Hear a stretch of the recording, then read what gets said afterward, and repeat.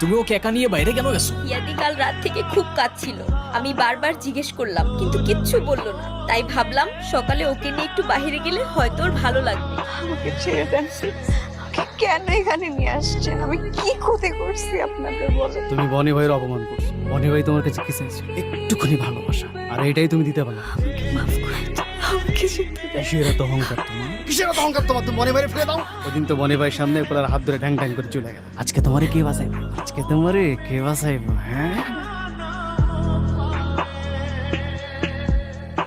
এই দাঁড়া, কি চাস এখানে? এখানে আসছিস কেন?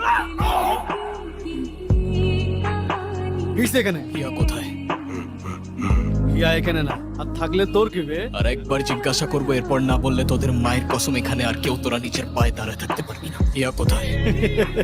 বলবো না, কি করে? যেহেতু তোদের মায়ের কোনো দোষ নাই, তাই আমার হাতেও আর কোনো অপশন নেই।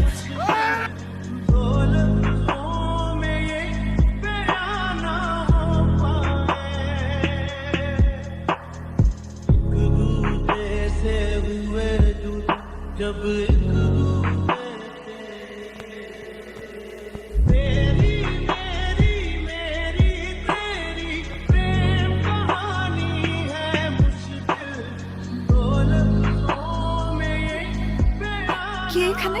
খবরদার আমার কাছে আসবেন না। খুব খারাপ হয়ে যাবে বলে গেলাম। ইয়া, আমি- খবরদার আসবেন না। আমি রুশো। I'm sorry. মান সম্মান যা ছিল সবই শেষ। আশেপাশের মানুষ বলা বলি করতেছে, হেয়ারে বনি উঠায় নিয়ে গেছে।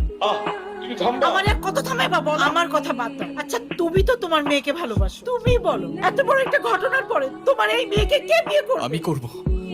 কি বলতেছো রুশো? কেন, আপনার কোনো আপত্তি আছে আঙ্কেল? না না, আমার কোনো আপত্তি নাই। তোমার কি